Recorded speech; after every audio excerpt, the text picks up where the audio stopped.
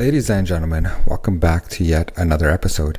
Today I wanted to talk to you about something that's been on my mind for a long time, and I've talked about it before, and I'm sure you're probably seeing it everywhere on social media, and that's the child grooming that's happening in the schools. This is obviously like a really big thing, and there's a lot of denial about what it is and what it isn't, and they're saying like nothing's happening to the kids and parents are overreacting. So I wanted to go through and just read something really quick, and then I wanted you to comment on the video. I'm very interested in hearing what you have to say. There's a lot of really great comments, a lot of really smart people out there. So check this thing out. So child sexual grooming refers to the process where an adult or older individual builds a relationship with a child with the intent to sexually exploit them. This predatory behavior involves manipulating, deceiving, and befriending the child to gain their trust and gradually desensitize them to inappropriate or abusive behavior. The grooming process aims to establish emotional connections, often using online platforms, and exploit the child's vulnerability for sexual purposes. Groomers may use various tactics such as gift giving, providing attention, or using blackmail to keep the child compliant and prevent disclosure. The ultimate goal is to establish sexual contact, which can lead to severe physical, emotional, and psychological harm for the victim. Alright, so that's kind of like the overall definition of what it means, and here are some steps. So here, the grooming stages typically involves several steps. So number one is targeting. So the perpetrator identifies a potential victim. They may choose children who are vulnerable, isolated, or seeking attention and validation. Then they build trust, where the groomer initiates contact with the child, often pretending to be friendly and caring. They may use online platforms, social media, or even in-person interactions to establish rapport and gain the child's trust. Then establishing a connection, where the groomer works to create a close emotional bond with the child. They may provide attention, compliments, and gifts to make the child feel special and valued. Isolating the child. The groomer may attempt to create distance between the child and their friends, family, and other protective figures. This isolation makes the child more dependent on the groomer and is less likely to disclose abuse. Desensitization. The groomer gradually introduces sexual content in their interactions with the child. This can be done through discussions, explicit content, or sharing inappropriate material. The aim is to normalize sexual topics and behavior. Testing boundaries. The groomer may start testing the child's reactions to sexual advances or suggestive conversations. They may gauge how far they can push the child without encountering resistance or disclosure. And finally, exploitation. Once the groomer believes the child is emotionally and psychologically conditioned, they may escalate the abuse to involve sexual contact or exploitation. This can include physical abuse, sexting, or other forms of sexual misconduct. So this is a little bit of information about what grooming is and the process. And I've been thinking a lot about this. When I speak at the school board, you can check my delegations.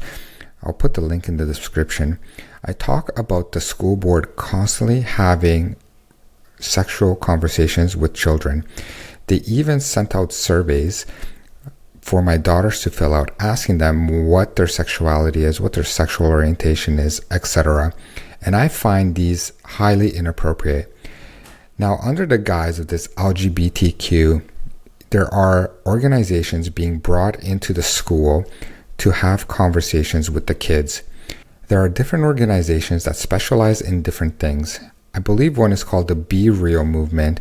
And through a podcast with Dr. Ann Gillies, she mentioned that they sell gear for kids, such as binders, packers, and these funnels where the kids can pee standing up, the girls. And this stuff, it's physically harming their bodies because their breasts are being pushed and squeezed and all of these, and there's a lot of damage that can happen. Then you have other organizations like OK to Be Me, which offer therapy and affirmation, basically pushing the kids more and more towards a medicalized identity. And then ultimately, you get put on hormones, puberty blockers, and if you really want to follow through with surgery and body alterations, you can also go that route because it's very easy. And they all provide you information on how you can achieve that very easily. It's very quick access. Now, all of this stuff, it starts pretty innocent with the pronouns at school. They're getting the kids comfortable talking about their own sexuality. These are all minors over here. And this is why I believe what the school board is doing, and this is not an isolated case at the Waterloo District School Board, but this is all across Canada. They're getting kids, minors, thinking about sexuality. The adults are talking about their sexuality to the minors. And I've spoken about this at the school board. These organizations, these conversations between teachers and students, counselors, therapists, all of this stuff, they are desensitizing the kids to sexual things. Furthermore, they've got books in the school that are very questionable. And I've read a couple of these. And these are not self-help books. These are novels that kids can read. And they're kind of making, taking hormones like it's not a big deal. See Carolyn Berjowski's case where she talked about these books, where kids are having sexual discussions with each other. There's clubs at school. And I've counted the school calendar days, about 30% of the days are spent talking about some form of sexuality. This also includes the entire Pride month of June, and there's another history month as well. You got 2 full months talking about Pride, and then you have a bunch of other days like Bisexual Visibility Day, etc. This stuff is very concerning. If the kids are spending 30% of the time talking about it, and this stuff is being promoted, plus the clubs, plus if you get a teacher that's really into it, it could be a minimum of 30% to a maximum of 100% of the time indoctrination. Plus you have boys being allowed to go into the girls' washroom, and girls are not comfortable with going to the washrooms. And I'll tell you, not even the boys are comfortable going into the washroom, because the last thing that they want is to be accused of something, and that's not cool with anybody. So they're making everybody feel uncomfortable, and they're saying they're empowering kids, and they're trying to teach kids how to be the best they can be. But I think this is extremely self-destructive, and the school board is definitely, in my opinion, involved in grooming children, especially after looking up and reading what it is and the different steps on how it works. I want to know your opinion. What do you think? Are the school boards grooming kids? And specifically, I'm part of the Waterloo District School Board, and I have a big problem with the things that they promote. And they promote a lot of sexuality, identity-based things, and they push this on the kids.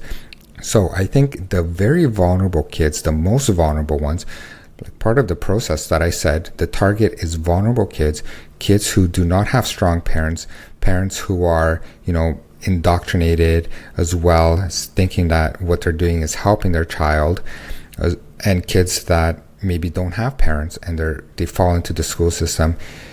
The education board casts this wide net, and then through this they just gather people and they funnel them in, and they just kind of push them in a direction where they get the most vulnerable of the vulnerable, saying a solution is maybe you're born into the wrong body, which I believe is also an abusive thing to tell a child. How can you be born into the wrong body? You are born into the body that you're born in, and it's wrong to tell a child otherwise, because ironically, through all of this self-acceptance, the things that they push is accept anything but yourself.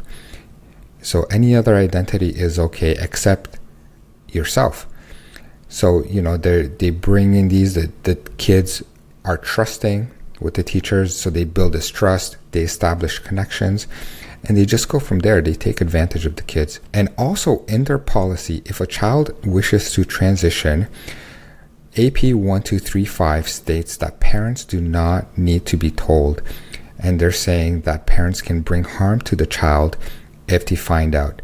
So once you take the parent out of the equation, we're talking about isolating the child from somebody who can help them. Then they desensitize the child. They test the boundaries, see how far they could push the kids. This involves like being part of the clubs, etc. And then they exploit the kids through affirmation therapy, telling the kids that yes, cross-sex hormones are good, they're empowering, and they push them towards a medical identity with lifelong physical and psychological ramifications. I really want to know what you think. What is your stance on this? This stuff is very big in the schools right now, and I've talked about it, and I get some people saying, oh, there's no grooming going on, etc. But I had to look into it myself, and no matter what people say, I've done the research, I've looked into it, I've seen the books, I've seen the surveys, and I'm bringing you this information so you can see. So, question, do you believe that what the school boards are doing is grooming children sexually? I want to know. Leave some great comments below. Take care.